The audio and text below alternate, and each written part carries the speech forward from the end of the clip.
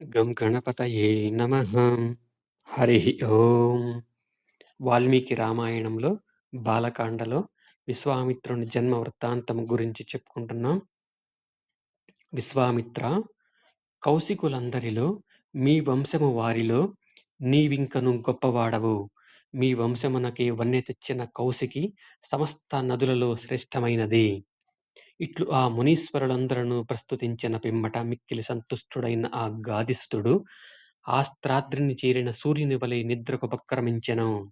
అంతటా రామలక్ష్మణులు ఇరువురును విశ్వామిత్ర మహాముని యొక్క వైభవమునకు ఆశ్చర్యపడి ఆ మహర్షిని మెచ్చుకొనిరి. పిమ్మట వారును నిద్రలో మునిగిరి. విశ్వామిత్రుడు మహర్షులతోనూ రామలక్ష్మణులతోనూ కూడా మిగిలిన రాత్రిని సోనా నదీ తీరమున గడిపెను. ప్రాతకాలమున మా మహర్షి శ్రీరామునితో ఇట్లనెను: ఓ రామ, రాత్రి గడచినది, ప్రాత సంధ్యా సమయమాసన్నమైనది. నీకు శుభమగుగాక. మేల్కొనుము, ప్రయాణమునకు సిద్ధము కమ్ము.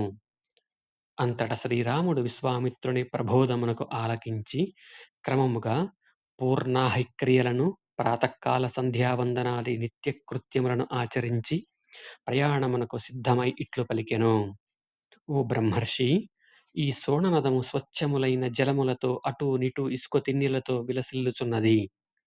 నీరు తరిగి లోతు తక్కువగానున్నది. నావ ప్రయాణమునకు అనువుగా లేదు. మనము ఈ మార్గమున దీనిని దాటవలెను. శ్రీరాముడు ఇట్లు వచింపగా విశ్వామిత్రుడు, ఇట్టి పరిస్థితులలో మునీశ్వరులు ప్రయాణించు మార్గమొకటి కలదు, దానిని నేను ఎరుగుదును అని నుడివెను. ప్రయాణ మార్గములను బాగుగా ఎరిగిన విశ్వామిత్రుని యొక్క మాటలను విని ఋషులందరను ఆయన చూపిన మార్గమున వివిధములగు వనములను దర్శించుచు ప్రయాణమును కొనసాగించిరి. వారందరూ మధ్యాహ్న సమయము వరకు చాలా దూరము ప్రయాణము చేసి మునులచే సేవింపబడు పవిత్ర గంగానదిని దర్శించిరి. హంసలతో, సారస బెగ్గురు పక్షులతో అలరారుచున్న ఆ పుణ్యనదిని చూచి విశ్వామిత్రాది మహర్షులందరూ రామలక్ష్మణులను ప్రసన్న చిత్తులైరి. అంతట వారు ఆ గంగా తీరమున ఒక ప్రదేశమును శుభ్రపరచుకొని నివాస యోగ్యముగా చేసుకొనిరి. పిమ్మట ఆ మునులు అందరూ స్నానములాచరించి విద్యుక్తముగా దేవతలకును ఋషులకును పితృగణములకును తర్పణములు అర్పించిరి. అగ్నులకు హవిస్సులను సమర్పించిరి. హవిషాన్నమును యజ్ఞాశిష్టాన్నమును అమృతము వలె సేవించిరి. పిమ్మట వారందరూ సంతుష్ట చిత్తులై ఆ గంగా తీరమునంది ఒక శుభ్రమైన ప్రదేశమున మహాత్ముడైన విశ్వామిత్రుని చుట్టూను చేరి కూర్చుండిరి. పిమ్మట శ్రీరాముడు విశ్వామిత్ర మహర్షిని ఇట్లడిగెను: ఓ మహానుభావ, స్వర్గమర్త్య పాతాళ లోకములలో ప్రవహించునట్టి గంగా వృత్తాంతమును గూర్చి వినగోరుచున్నాను. ఇది ముల్లోకముల యందును ఎట్లు ప్రవహించినది, ఏ విధముగా సముద్రుని చేరినది? శ్రీరాముని ప్రశ్నకు సమాధానముగా విశ్వామిత్ర మహాముని గంగానది యొక్క పుట్టు పూర్వోత్తరముల గూర్చి ఇట్లు చెప్పదొడంగెను. హిమాలయం అను ఒక మహాపర్వతము గలదు. అది గిరులలో శ్రేష్టమైనది. ఇనుము, రాగి మొదలగు లోహములకు నిలవైనది. ఓ రామా, ఆ హిమవంతునకు 2 కుమార్తెలు గలరు. వారు సాటిలేని సౌందర్యవతులు. మేరువు యొక్క కూతురైన మేన అను సుందరి ఆ హిమవంతుని భార్య. ఆ ఇరువురు కన్యలకు తల్లి. ఓ రాఘవ, ఆ దంపతులు మేనా హిమవంతుల పెద్ద కూతురు ఈ గంగాదేవి. వారి యొక్క 2వ కుమార్తె పేరు ఉమాదేవి, పార్వతి.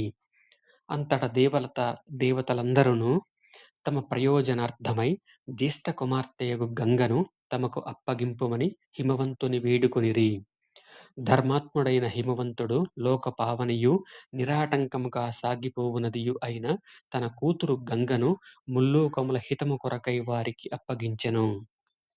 ముల్లోకములకును హితమనర్చు ఆ దేవతలు గంగను స్వీకరించి తాము కృతార్థులైనట్లు భావించుచు వెళ్ళిపోయిరి. ఓ రఘునందన, హిమవంతుని 2వ కూతురగు ఉమాదేవి కన్యగా నుండియే తపస్వినియై తీవ్రమైన వ్రతనిష్టతో తపమాచరించెను. అంతట హిమవంతుడు లోకవంధియు శివును పతిగా గోరి ఉగ్రమైన తపస్సును ఆచరించుచున్నదయు అయిన తన కుమార్తెయగు ఉమాదేవిని పరమేశ్వరునికిచ్చి వివాహము చేసెను.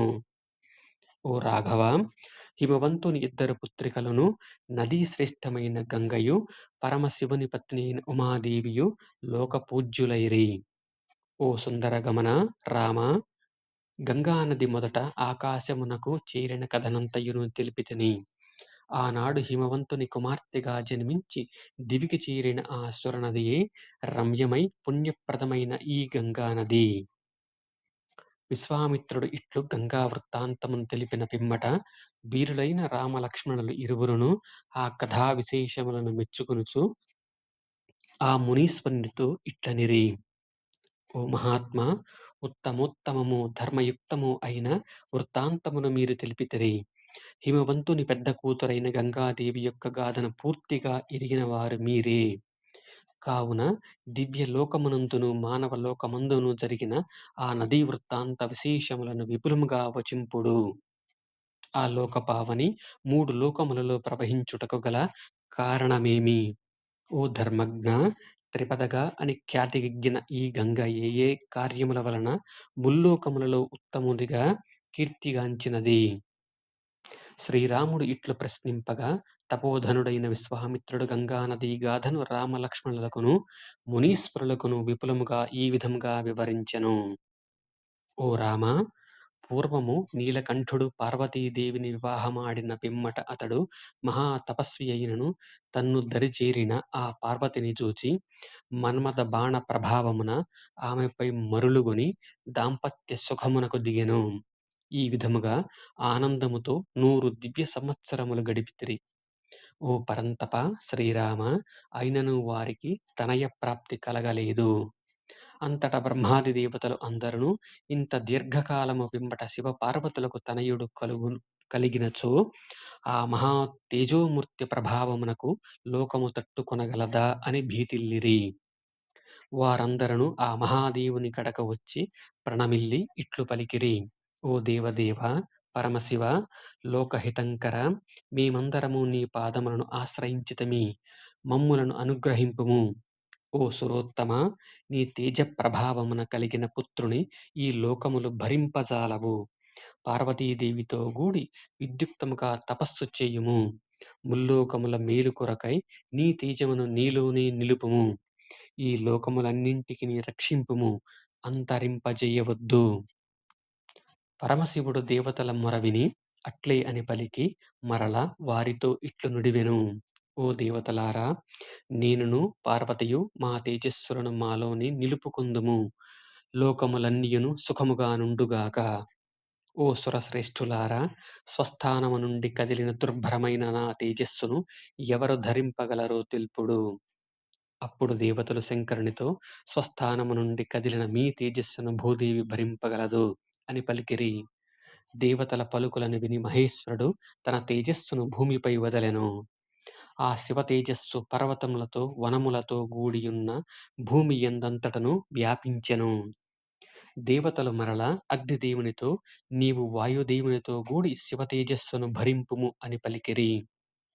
అగ్నిచే వ్యాప్తమైన ఆ శివ తేజస్సు శ్వేత పర్వతమాయెను. కొంతకాలమునకు అచ్చట అగ్ని సూర్య తేజస్సులతో సమానమైన తేజస్సు గల రెల్లు గడ్డి ఏర్పడెను. అచ్చట మహా తేజస్వి అయిన కుమారస్వామి జన్మించెను. కృత్తికలు పాలిచ్చి పెంచుటచే కార్తికేయుడు అనియు, అగ్నిచే ధరింపబడుట వలన అగ్ని సంభవుడు అనియు అతడు ప్రసిద్ధి వహించెను. పిమ్మట దేవతలు మహర్షులు ప్రసన్న చిత్తులై పార్వతీ పరమేశ్వరులను భక్తి శ్రద్ధలతో పూజించిరి.